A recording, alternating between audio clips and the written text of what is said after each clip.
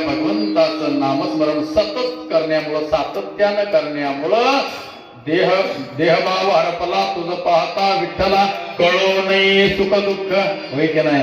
आता त्या भगवंताच्या नामस्मरणामुळं सुखही नाही, दुःखही नाही, तहान पण नाही, भूक पण नाही.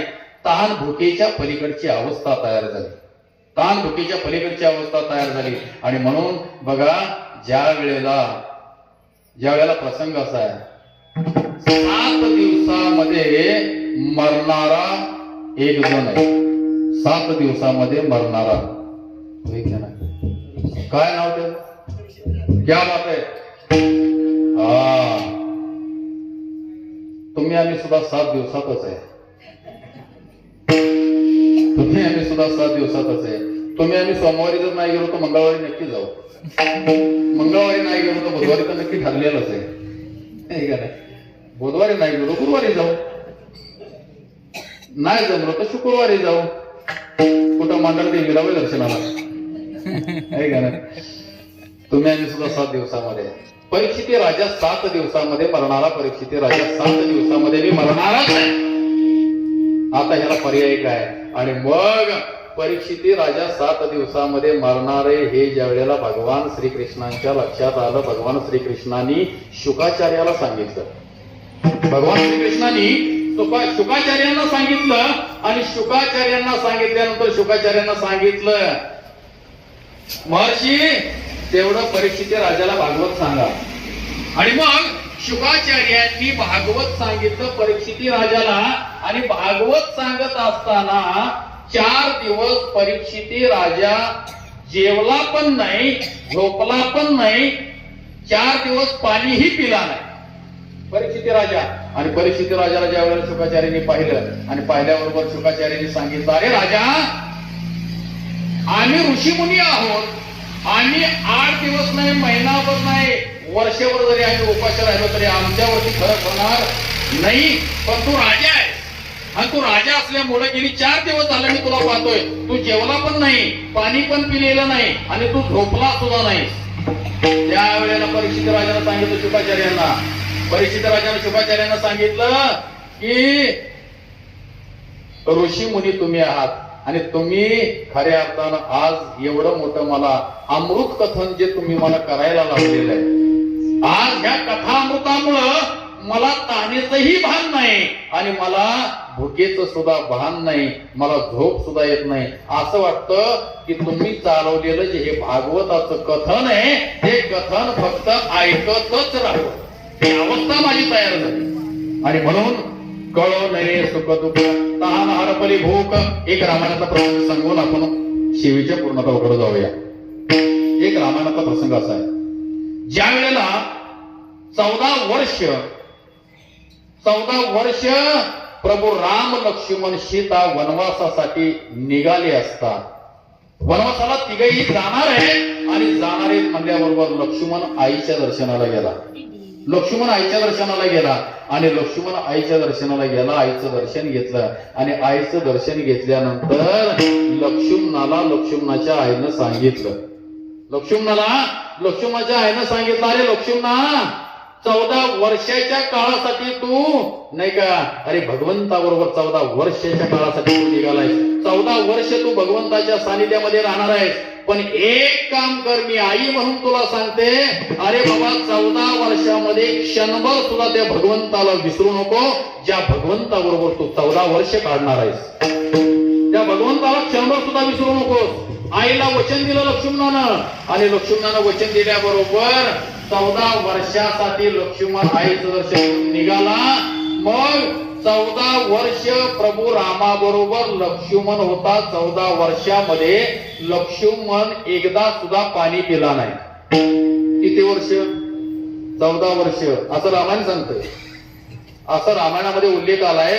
14 वर्ष लक्ष्मण पाणी पिला नाही, 14 वर्ष लक्ष्मण जेवला नाही, 14 वर्ष लक्ष्मण झोपला नाही, असं रामायणामध्ये उल्लेख आलाय.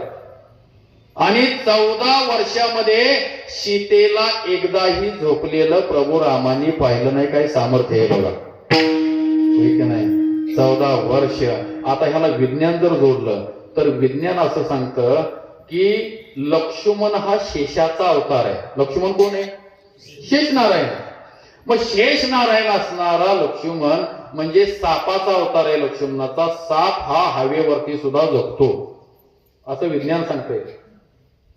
पण 14 वर्ष जगल असं मला वाटत नाही. हवेवर जगल, किती जगल? सांगण्याचं तात्पर्य असं की लक्ष्मण 14 वर्ष जेवला नाही, 14 वर्ष झोपला नाही, 14 वर्ष जेवला नाही, आईच्या वचनाला जागला. कारण 14 वर्ष फक्त नाही का भगवंताचं रूपच लक्ष्मणानं पाहिलं. 14 वर्ष राम राम म्हणत काढली. 14 वर्ष सीता मातेच्या पायाचं पैंजनच लक्ष्मणानं बघितलं. 14 वर्षामध्ये सीतेचं पैंजनच फक्त लक्ष्मणानं बघितलं. सीतेच्या तोंडाचं दर्शन सुद्धा 14 वर्षात लक्ष्मणानं घेतलं नाही. काय सामर्थ्य आहे बघा, असं रामायण सांगते. आता लोकांनी रामायण बघितलं, लोकांनी रामायण बघून लोक विसरून गेली. टीव्ही वाल्यांना पुन्हा रामायण लावायची वेळ आली नाही. पुन्हा रामायण आलं, पुन्हा रामायण आलं. गंमत अशी आहे, रामायण लोकांच्या लक्षात राहिलं. त्याचं कारण असं आहे, रामायण झालं की त्याला जोडून लगेच घरोघरी मातीच्या चुली, होय की नाही? ते झालं ना झालं की लगेच ठरलं तर मग जायचं घेतलं ना, ठरलं तर मग झाल्याबरोबर लगेचच वचन दिले तू. अरे अरे अरे अरे ऐका ना, वचन दिले तू मला. अरे अरे अरे अरे अरे काय सांगावं. तरी आता अलीकडे कमी झालंय. आई कुठे काय करते ते कमी झालं आता, होय की नाही? आता फक्त एकच मालिका थोडीशी म्हणजे बघण्यासारखी आहे, ती म्हणजे श्री स्वामी समर्थ. ती एक मालिका चांगली आहे. आणि आई तुळजाभवानी ही एक मालिका बघा, थोडीशी बऱ्यापैकी आहे, चांगली बघण्यासारखी. देवाचं असलं बघावं काहीतरी, होय की नाही? ठरलं तर मग म्हणल्याबरोबर 8 दिवस झाला मैपतीला कोणलाय.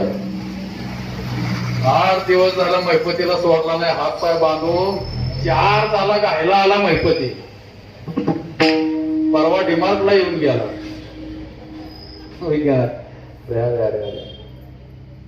जे बघावं तेच बघावं, होय की नाही? जे बघावं ते बघावं. म्हणजे छत्रपती शिवाजी राजांची आई जिजाऊ माता, होय की नाही? संतांच्या कथाच फक्त वाचल्या ऐकल्या, परिणाम काय झाला? छत्रपती शिवाजी राजांसारखे गोंडस पुत्र जन्माला आले, ज्यांनी स्वराज्य तयार करून तुमच्या आमच्या ताब्यात दिलं, ठीक नाही? ज्यांना आई तुळजाभवानीनं स्वतःच्या हातातली तलवार दिली, ते छत्रपती शिवाजी राजे, ठीक नाही? की त्या तलवारीला कधीही अपयश नव्हतं शेवटपर्यंत, असा भाग आहे. म्हणून बघावं, पण काय बघावं? देव बघावा, होय की नाही? पारायण बघावं, अशी छान काढलेली रांगोळी बघावी. म्हणून ह्या डोळ्यांनी फक्त बघा संत वाङ्मय बघितलं. आणि जर मग आमच्या गावाच्या शेजारचं एक गाव आहे बरं का, एक जिवंत उदाहरण. तो मनुष्य नाही, आता सर्वांच्या परिचयाचा आहे. आदरणीय हरिभक्तीपरायण कैलासवासी टिळेकर, हनुमंत टिळेकर महाराज, होय की नाही? हनुमंत टिळेकर महाराज आपल्या सातारा जिल्ह्यामध्ये अनेक व्यासपीठ चालवलेला माणूस. सहज एकदा त्यांची माझी ज्या वेळेला म्हणजे अशी चर्चा झाली त्यांच्या गावात, त्यांना म्हणलं, तात्या तुम्हाला अजून चष्मा नाही. म्हणलं तुमचं वय आज 75च्या पुढे गेलंय, पण तुम्हाला चष्मा नाही. आम्हाला चष्मा लावल्याशिवाय वाचता येत नाही, होय की नाही? त्यांनी एकच उत्तर दिलं, मला सांगितलं, म्हणले या डोळ्यानं फक्त संत वाङ्मयच बघितलं असल्यामुळं आजही मला डोळ्याचा नंबर काढावा लागला नाही.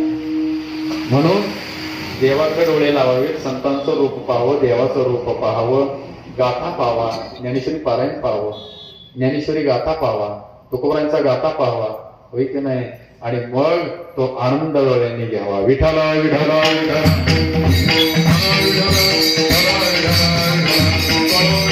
दुःख तहान हरपरी भूक, म्हणजे सुखही नाही दुःखही नाही, तहान पण नाही आणि भूक पण नाही, ही अवस्था तयार झाली. कशामुळं? त्या भगवंताचं रूप पाहिलं, त्याच्याच नावामध्ये रंगून गेलो. आणि एकदा का भगवंताचं रूप पाहिलं की जगद्गुरु तुकोबाराय सांगतात, अरे बाबा एकदा देव जर पाहिला अंतरदृष्टीनं, आत्मप्रचिती झाल्याबरोबर तुका म्हणे जन्माल्याचे सार्थक, तुका म्हणे जन्माल्याचे सार्थक, तुका म्हणे जन्माल्याचे सार्थक, तुका म्हणे जन्माल्याचे सार्थक.